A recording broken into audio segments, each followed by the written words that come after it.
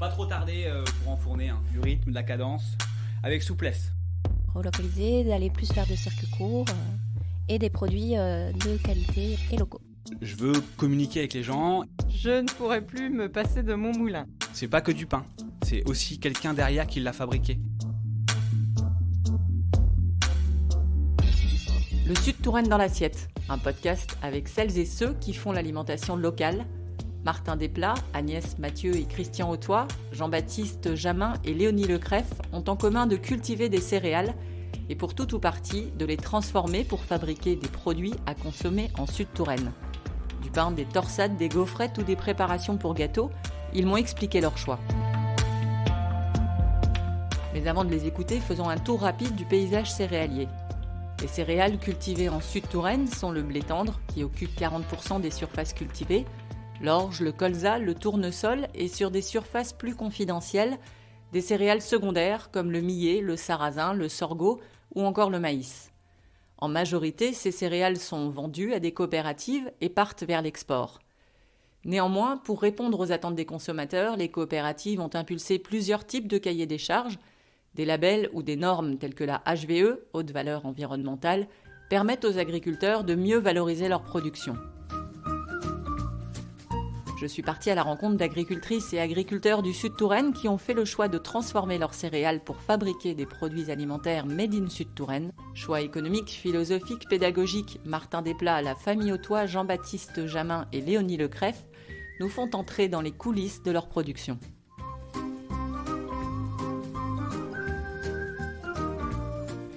En fait à enfourner là, j'ai cuit les premiers pains, les premières brioches pain de mie de la journée. Ça c'est déjà fait et là je vais pas tarder à enfourner en fait les pains de petite épeautre. J'attends que le four soit assez chaud pour pouvoir enfourner, donc c'est pas le cas encore, mais voilà. On fait le nécessaire. Moi c'est Martin Desplat. Moi je suis paysan boulanger éleveur de vaches au brac.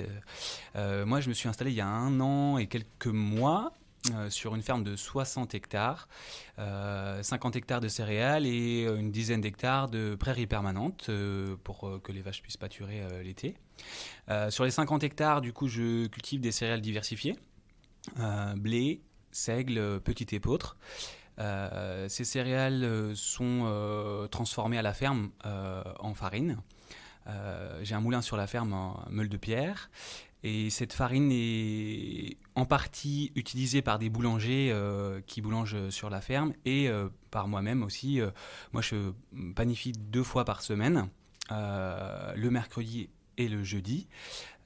Voilà, donc panification au levain naturel, pétri à la main et cuit au four à bois. Voilà, donc, et après une activité d'élevage bovine, donc un petit troupeau d'une dizaine de mères au brac. L'intérêt d'avoir ces vaches sur la ferme, pour moi, c'est de ramener de la fertilité. Moi, je suis en agriculture biologique. Du coup, j'ai besoin de ramener de l'azote au sol. Et du coup, l'élevage m'aide justement à travailler là-dessus, quoi. Je ramène du fumier et je cultive des légumineuses. Donc, l'un et l'autre, pour moi, c'est important. L'un et l'autre participent à la fertilité de mes sols. Et est-ce que vous pouvez m'expliquer les raisons en fait, de ce choix de transformer vous-même et du coup de par exemple de ne pas faire partir votre production dans une coopérative? Je fais du pain depuis très longtemps. Moi, l'intérêt aussi, c'est d'avoir une activité qui est diversifiée, de pouvoir toucher un peu à tout. C'est plusieurs métiers en fait en un. On a la culture des céréales, donc la maîtrise de la culture. On a la fabrication de la farine et après le pain. Et moi, ce que j'aime aussi, c'est de rencontrer les gens. Et par mon métier, d'être sur les marchés, d'être dans des AMAP pour vendre du pain, du coup, je rencontre des gens. Et du coup, de parler de la céréale, de ce que je cultive à la base et jusqu'à la matière finie, pour moi, ça a du sens en fait. Je suis complètement dans la transparence de mon activité et du coup, je peux parler des variétés que je cultive, de comment je fais la farine et de comment je fais le pain. Donc en fait, voilà, c'est vraiment de la transparence sur toute l'activité du début jusqu'à la fin, quoi. Je suis fier de dire que je suis paysan. Paysan, c'est celui qui est au pays, qui vit au pays. Et du coup, le pays, c'est quoi? C'est le territoire, c'est la commune, c'est l'intercommunalité. Voilà, c'est un territoire et j'ai l'impression d'être enraciné dans un territoire et de participer du coup à l'alimentation de ce territoire. C'est pour ça que c'est important pour moi de mettre ce mot-là aussi en avant, quoi. Et est-ce que vous pouvez me dire un peu en termes de proportions, comment sont répartis en fait ce que vous vendez à d'autres boulangers et ce que vous conservez pour vous? À peu près sur la totalité des céréales, moi ce que je transforme tout ce que je récolte, je le transforme en farine au minimum. Je pense que avec les 2 jours de boulange que je fais en ce moment, on est à peu près à un peu plus d'un tiers pour ma panification, et puis le reste part sur les boulangers les boulangers qui travaillent sur la ferme. Hein. Voilà. Du coup, vous produisez en termes de nombre de pains, comment ça se chiffre? Eh bien, pour l'instant, le mercredi, je suis autour de 70 kilos, entre 50 et 70 kilos, ça fluctue. Hein. Là, la production du mercredi va dans des restaurants et marchés de producteurs. Et je planifie aussi le jeudi. Et donc le jeudi, c'est surtout dans des AMAP. Et puis sur le petit marché de Courset, qui a vu le jour il y a 6-7 mois maintenant, donc sur la place de l'église, le jeudi, fin d'après-midi. Vous pouvez me redire les différentes variétés de pain que vous avez? Je fais du pain petit épeautre, pain de campagne, en 1 kg, 600 grammes, et après je fais des pains aux graines de lin, tournesol, lin colza, et pain aux noix. J'ai fait le choix aussi de travailler qu'avec des graines qui sont produites soit dans le département, soit dans les départements limitrophes. Je fais pas de pain au sésame ou pain au pavot parce qu'en fait j'en trouve pas en local. Donc j'ai éliminé en fait ces produits-là de ma gamme de pain. Je prends tout ce qui est lait, beurre, ça vient de la laiterie de Verneuil. Ils ont une gamme en bio. Après les œufs, c'est des œufs de mes poules. En partie, et puis une partie aussi c'est les œufs de Timothée qui est sur Mantelan, et de Marie-Claire, ma tante, qui est l'œuf bio de Touraine. Voilà, donc on a du lien aussi avec les producteurs du territoire, et ça c'est chouette aussi pour on a le petit réseau, et puis moi je prends des œufs qui sont pas forcément pour la vente au grand public, et moi je peux faire mes brioches à côté, quoi. Et une question un petit peu peut-être abrupte, sans rentrer dans les détails, mais vous, ce choix et ce parti pris, est-ce que vous en vivez? Oui, j'en vis. Alors après, c'est la notion de est-ce que vous en vivez? J'ai souvent cette question en fait. Et ça veut dire quoi? Est-ce que j'arrive à en vivre? Est-ce que c'est le salaire? Est-ce que c'est le temps passé, le temps libre? C'est toutes ces notions-là qu'il faut prendre en compte. Moi, je pense que je suis très heureux dans ce que je fais parce que je suis dans la matière. Et du coup, je vais jusqu'au bout des choses, et les gens me le rendent bien, je trouve. Parce que quand je vois des sourires et quand je vois les gens qui me disent « Ah, ton pain, il était bon, je me suis régalé et puis c'est bien conservé dans la semaine », ça me fait du bien. Et je crois que ça me nourrit. Après, de dire je me dégage 2000 euros ou 1000 euros, honnêtement, je pense que je suis entre 1000 et 2000, ça dépend. Mais peu importe, en fait. Du moment que j'arrive à subvenir à mes besoins, que je prends du plaisir à faire ce que je fais, que je puisse prendre du temps aussi pour moi, ça c'est important. Du coup, voilà, j'arrive à prendre 3-4 semaines de vacances déjà pour la première année, une première année et demie, on va dire. J'ai déjà pris 4-5 semaines de vacances et voilà, j'y arrive. Et du coup, ça c'est important pour moi. Je pense que c'est ça. Arriver à vivre de son travail, c'est pouvoir se dégager du temps et avoir ce qu'il faut juste pour être bien, quoi. Voilà.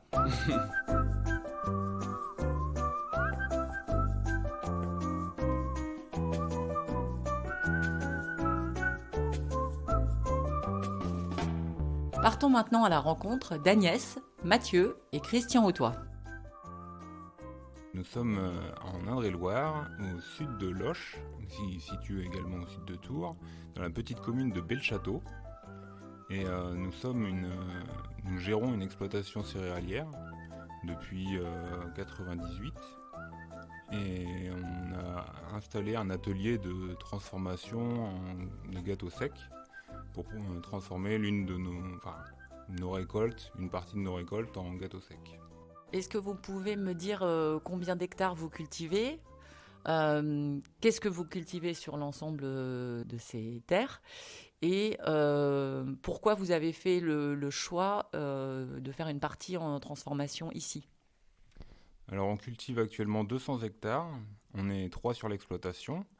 On a choisi de transformer une partie de la production pour dégager un revenu supplémentaire pour que moi, Mathieu, je puisse m'installer.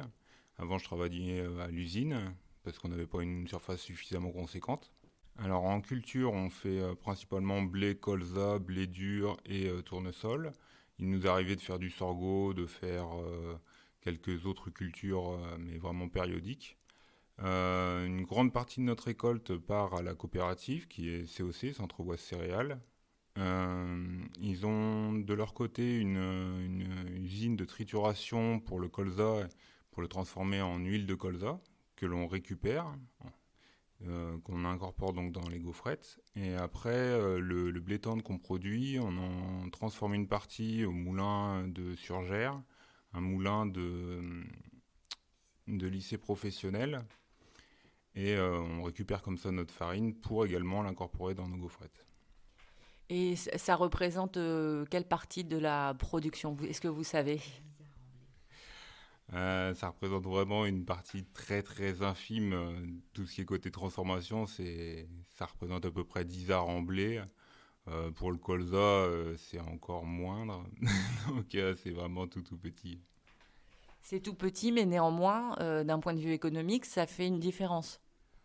Ah oui, parce que du coup on retire tous les intermédiaires, donc la production on la maîtrise nous-mêmes, la transformation aussi, une partie de la vente. Bien sûr on travaille avec des magasins de producteurs, on travaille avec des petites épiceries de village, et on a une partie qui est sur internet de vente en ligne. Donc sur les gaufrettesdagnès.fr, vous tomberez sur le site de Nogalia qui vend également nos produits. Mais cette toute petite partie de l'exploitation qui est transformée, de culture qui est transformée, rapporte beaucoup plus que si elle était vendue directement à la coopérative. On peut essayer quand même de déterminer un pourcentage de ce que ça représente par rapport à tout ce que vous cultivez, oui, ou en chiffre d'affaires ? En chiffre d'affaires, ça fait 1%, 2%. C'est infime. Mais ça change énormément de choses parce que si on avait un peu plus de surface qui servirait pour les gaufrettes, on vivrait bien. C'est-à-dire, il n'en faudrait pas beaucoup pour que votre niveau de vie change Complètement, oui. 1 hectare de blé, ça transformerait complètement la donne. On aurait un salaire correct. Alors qu'actuellement, on a des années difficiles, comme tout le monde, à cause de la météo, à cause d'un tas de choses. Mais des années qui sont difficiles, les gaufrettes compensent un petit peu et permettent de ne pas plonger autant que si on ne les avait pas. D'accord. Et je vous pose une question de néophyte. Pourquoi est-ce que aujourd'hui c'est pas possible pour vous dans votre système de récupérer cet hectare qui pourrait faire la différence ? Il faudrait être beaucoup plus nombreux pour cuire parce que ça demande énormément de temps. Nous faisons tout nous-mêmes à 3 et donc c'est le temps qui nous manque et puis aussi l'infrastructure parce que pour le moment on travaille avec 2 appareils. On envisage d'augmenter, mais c'est compliqué parce que ça ne se fait pas comme ça. Pour le moment, je suis la seule à faire tout ce qui est pesage et emballage, et je suis pile le rythme des deux appareils de cuisson. Donc, si on rajoute un appareil, il faut quelqu'un en plus. Si on a quelqu'un en plus, il faut un salaire en plus. Donc, c'est vraiment toute une infrastructure supplémentaire. C'est pas facile d'augmenter vite. Parce que toutes les expériences qu'on a autour de nous de personnes qui ont voulu augmenter trop vite, en général, ça a fini par capoter parce que faut suivre. Vaut mieux augmenter tout doucement et faire ça dans la pérennité, quoi. Alors après aussi, on essaie d'avoir une clientèle assez fidèle, parce qu'il y a tout le côté vente, parce que c'est bien de pouvoir produire, mais derrière, s'il n'y a personne pour acheter, c'est un peu compliqué. Et là-dessus, le Covid nous a fait beaucoup de mal, dans le sens où on était en pleine expansion, et ça nous a vraiment fait une régression énorme d'un point de vue vente, parce que les gens, s'ils ne se croisent plus, ils mangent plus ensemble, c'est moins convivial. Et nous, c'est vraiment des produits conviviaux qu'on met sur le marché. Du coup, on a un peu perdu de vitesse par rapport à ça. Il faut le temps de rattraper, mais ça va venir. Comment le produit est transformé et quel est son parcours ? Alors, dans les champs, c'est Christian et Mathieu qui sèment, qui récoltent. Et puis, le blé, on l'emmène dans un lycée professionnel de meunerie parce qu'il nous faut une farine de type 45, une farine à gâteau. Sinon, les gaufrettes, on n'arrive pas à les cuire et on n'arrive pas à les... Elles n'ont pas du tout le même goût, elles ont un goût de son. Donc, on est vraiment obligé de prendre cette farine-là. Et puis, on a trouvé ce moulin qui nous fait de la farine en petite quantité, si bien que nous portons le blé, on ramène la farine. L'huile, c'est pareil, on emmène le colza à l'usine de la COP et puis on revient avec notre huile. Et puis après, les œufs, on va les chercher à l'ERL Le Flèche. Et puis il y a le sucre qu'on reçoit, ça c'est différent. Et sinon, après, c'est Christian et Mathieu qui cuisent. C'est souvent Mathieu qui fait la pâte, quelquefois Christian.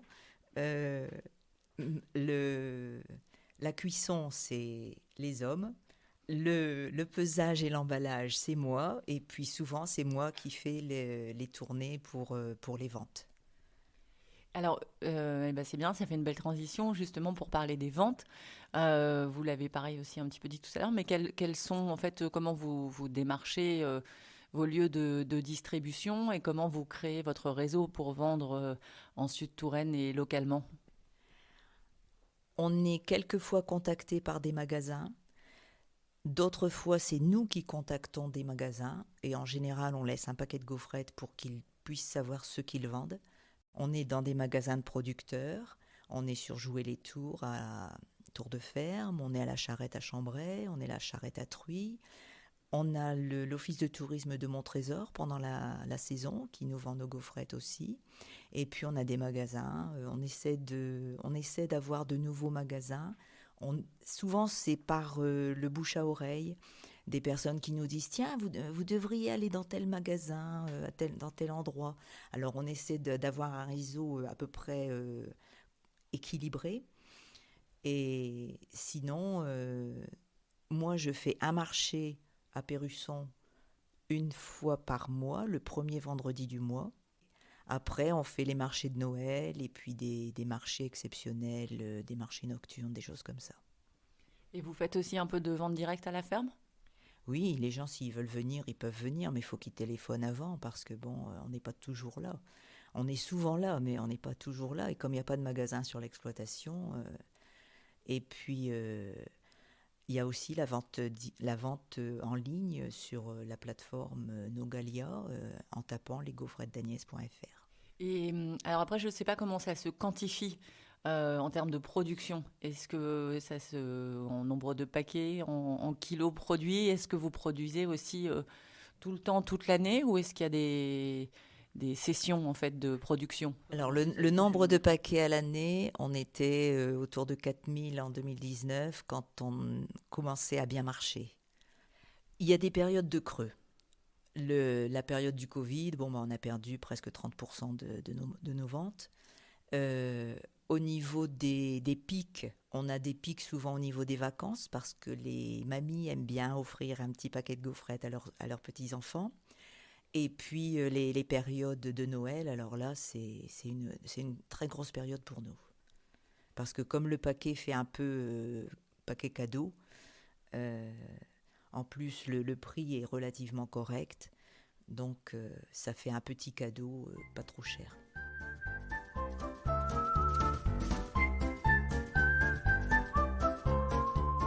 Ensuite, je me suis rendue à Saint-Jean-Saint-Germain, Jean-Baptiste Jamin, membre du collectif Le Grain Libre, m'a accueilli au sein de leur usine de fabrication de torsades.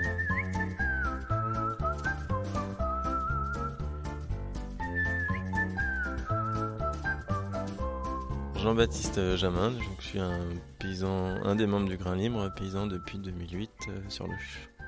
Le collectif Le Grain Libre a été créé à quel moment et qui sont les membres du collectif ?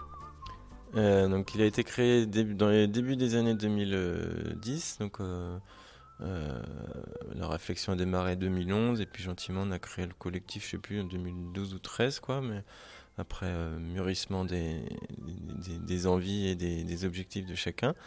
Et les membres, alors ils ont un peu évolué parce qu'il y a eu des départs en retraite depuis, mais à l'origine donc c'était la ferme de la Rabinière, donc les Joubert à Belchâteau, Stéphane et Sophie Crépin, le GAEC Saint-Paul à Loches, Vincent et Philippon et Claire Mélin à Nouan-les-Fontaines, Didier Gibon il était à Bossé, Bernard Branger et Sylvie Pinault à Mantelan, et nous, GAEC Vercolza à Loches. Je crois que si j'en ai cité 6, il y a le compte, je sais plus.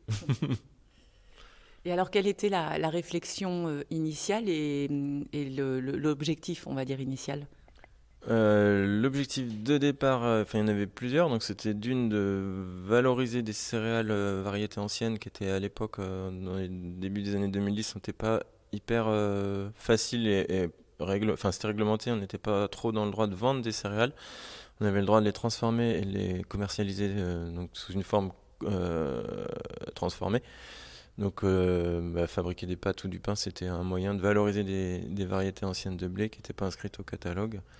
Donc ça, c'était un des objectifs. L'autre objectif, c'était de fournir un aliment bio, nutritif à des enfants dans les cantines. Et puis après, l'aspect collectif, quoi, réussir à faire un projet ensemble, quoi. Donc il y avait ces trois aspects. Est-ce que peut-être pour chacun d'entre vous, même si c'est on va dire une proportion un peu globale et arrondie, qu'est-ce que ça représente en termes d'utilisation de ce que vous récoltez par ailleurs ? C'est pas énorme, en fait, c'est 10, 15, 20 tonnes de céréales en tout pour le Grain Libre par saison, quoi. Saison, c'est une récolte par saison, hein, donc par année. On est sur des petits rendements parce qu'en variété ancienne avec peu d'entrants, voilà, ça fait pas des gros rendements, mais c'est quelques hectares par ferme en moyenne, quoi. Donc ça représente un petit pourcentage de la surface de chacun. Et quelles sont les céréales donc parmi ces variétés anciennes qui sont utilisées ? Donc on a 3 céréales différentes qui sont valorisées au Grain Libre. On a donc du blé, du petit épeautre, du sarrasin. Le petit épeautre, il est décliné en farine pour les pâtes et aussi en décortiqué pour consommer un peu comme du riz, quoi. Là aujourd'hui, donc on est à Saint-Jean, on va parler de cet outil aujourd'hui, mais ça n'a pas commencé comme ça, le Grain Libre. Non, ça a commencé à Nouan-les-Fontaines. Les premières pâtes, elles ont dû sortir en 2014. Et à l'époque, donc aujourd'hui, on a presque l'équivalent d'un temps plein. Donc sur l'aspect économique, on peut revenir là-dessus. On a créé un temps plein, quoi. À l'époque, pour le démarrage, on a travaillé surtout avec le temps des producteurs. Il y avait du monde sur chaque ferme qui venait donner du temps pour produire et après aussi pour commercialiser. C'est un peu toujours le cas, mais sur la production, c'était le temps des membres qui était utilisé, quoi. Et j'ai plus en tête la chronologie précise avec combien de temps ça a duré comme ça, mais rapidement on a eu un emploi qui nous a soulagé un peu et grâce après à un dispositif d'une structure qui s'appelle Ardent Centre, je crois, on a pu embaucher en ayant on n'avait que le salaire net à payer sans les charges sur la première année, donc ça nous a permis de tester la viabilité économique du projet avant de s'engager trop fermement, quoi. Dans le processus de création du projet, donc on a fait des visites, on a rencontré des acteurs, des paysans un paysan entre autres qui faisait des pâtes sur sa ferme et un artisan pastier aussi. Et donc ce paysan qui était en Ariège, il nous a proposé qu'on lui rachète son matériel, quoi. Donc on a démarré avec ça. Donc la machine s'appelle une extrudeuse, quoi. Donc on a démarré avec ce matériel d'occasion qui nous a permis de démarrer avec un outil qui était quand même relativement accessible économiquement. Et avant, on a vu rapidement les limites, mais ça a permis de tester et la production et le débouché avant d'investir un peu plus lourdement. Puis après, on a été accompagné par les contrats territoriaux pour l'investissement en matériel neuf, donc une extrudeuse plus performante et un séchoir. Du coup, nous, on est sur un produit sec, on vend des pâtes qui vont se conserver 18 mois, donc ça veut dire qu'il faut les sécher à la sortie de l'extrudeuse, et là, c'est un outil qui est assez pointu. Voilà, il y a des cycles de séchage assez précis, et donc ça fait partie de la qualité du produit. Donc, il ne faut pas se rater sur l'outil, quoi. Du coup, vous avez un salarié et ensuite, vous divisez, entre guillemets, les bénéfices entre chaque membre du collectif ? Non, il y a pas vraiment de bénéfices. En fait, on essaye de rémunérer l'achat des céréales correctement. Et pour l'instant, on est à peu près juste à l'équilibre, quoi. Il n'y a pas réellement de bénéfices, quoi. Est-ce que vous pouvez du coup me dire ce que cet outil vous permet de créer ? Et vous m'avez déjà cité le tonnage de céréales qui sont utilisées, mais du coup me redonner ce chiffre en me disant ce que ça permet de produire en nombre de kilos de pâtes. Je ne sais pas comment ça se chiffre. Ouais, concrètement, c'est 15 tonnes de pâtes sèches qui sortent du labo tous les ans. Et donc, qui partent, alors très grosso modo, tiers par tiers, un tiers en magasin bio spécialisé pour la plupart, un tiers en restauration collective et un tiers en vente directe, notamment en grosse partie par les AMAP, quoi. Quelles sont les différentes variétés de pâtes que vous proposez ? Alors effectivement, j'ai parlé de 3 céréales différentes. Donc on a donc des pâtes au sarrasin, des pâtes au petit épeautre, et avec le blé tendre, on fait donc les torsades nature, on va dire, et on a des torsades shiitake, parce qu'un des membres du grain libre est aussi producteur de champignons. Donc voilà. On les déshydrate dans le séchoir, enfin on les coupe, on les déshydrate, et ensuite on les réduit en poudre et on les incorpore à la recette des pâtes.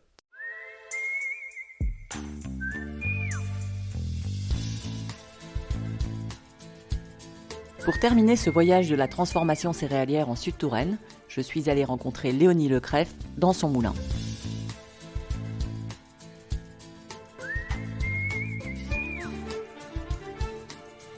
Bonjour, je m'appelle Léonie, je suis agricultrice céréalière sur la commune de Saint-Snoc avec une activité de meunerie et accueil de groupe. Je transforme le blé tendre en farine. Et par ailleurs, vous cultivez aussi des terres qui vous servent à autre chose. Qu'est-ce que vous cultivez et sur quelle surface ? Je produis donc du blé tendre, du colza, de l'orge d'hiver. Généralement en culture de printemps, on a du millet, on peut avoir du tournesol. On essaie de jouer sur les rotations en alternant des cultures d'hiver, des cultures de printemps. Il y a une partie de votre production qui part comme en coopérative, c'est ça ? La plupart des cultures sont vendues directement après la récolte à la coopérative de Belchâteau, Centre-Ouest Céréales, parfois à des négociants. Tout dépend des débouchés en fonction des cultures produites. Alors, est-ce que vous pouvez m'expliquer le choix que vous avez fait donc, par rapport à votre blé tendre ? Qu'est-ce que ça représente aussi comme part en fait, dans vos récoltes ? Je transforme toute petite partie de ma production. Dès que je me suis installée en céréales, l'envie de pouvoir partager mon métier était pour moi une évidence. Avec le colza, j'aurais pu faire de l'huile. Avec le blé dur, pourquoi pas faire des pâtes. Et finalement, je me suis arrêtée à la production du blé tendre avec le moulin à meule de pierre. En tant que céréalière, je trouvais que c'était une bonne continuité dans mon métier de pouvoir transformer mon blé tendre en farine. Avoir ma propre unité de transformation sur la ferme me permettait d'être autonome en ce qui concerne la transformation du grain en farine et de pouvoir faire découvrir aux groupes que j'accueille sur la ferme dans le cadre de Bienvenue à la ferme, pouvoir faire découvrir comment je transforme le blé en farine. Donc c'est pour ça que j'ai aménagé ce local sur la ferme. Donc le moulin, quand on arrive sur la ferme, on peut le chercher de loin. C'est un modeste moulin à meule de pierre. Il ne marche pas à l'eau ni à l'air, mais tout simplement à l'électricité, avec une meule de 50 cm de diamètre. Le local donc, est situé dans la grange pour que, lorsque j'accueille les groupes, tout le monde puisse voir le fonctionnement du moulin. Alors du coup, ça vous permet, quand les groupes sont là, d'expliquer, de montrer, c'est ça, la transformation en fait du blé en farine? Quand les groupes viennent sur la ferme, je leur fais découvrir d'abord les différentes graines produites sur la ferme et forcément en découle le petit focus sur le blé tendre. Donc je leur explique comment on le cultive toute l'année, comment on le récolte et une fois qu'il est récolté, comment on va faire pour le transformer en farine.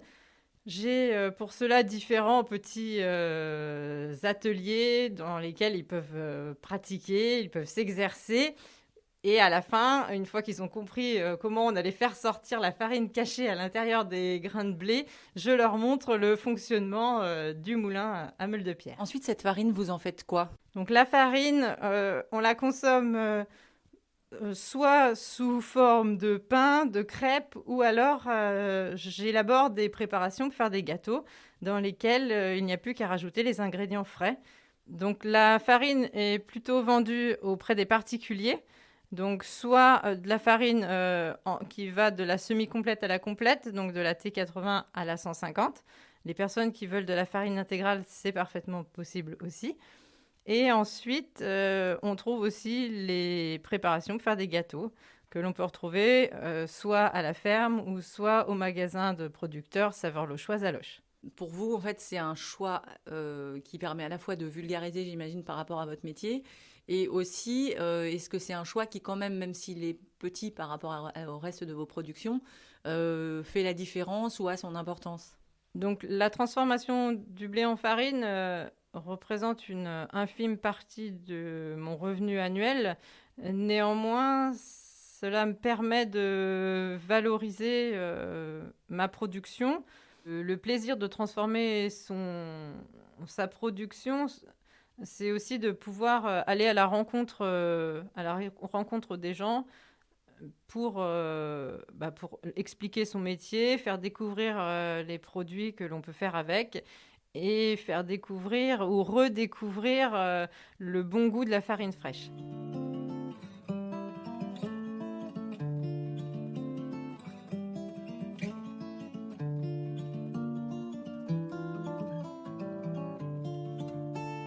Ces initiatives sont des petits ruisseaux porteuses de sens et révélatrices des nouvelles attentes des consommateurs. La loi des marchés existe, mais elle tend aujourd'hui à cohabiter de plus en plus avec des initiatives qui font fructifier le potentiel agricole localement, de la terre à l'assiette. Merci à Martin Desplat, Agnès Mathieu et Christian Hautois, Jean-Baptiste Jamin et Léonie Lecrèf. Le Sud-Touraine dans l'assiette est un podcast proposé par la communauté de communes Loches Sud-Touraine, signé Anne-Claire Bulliard.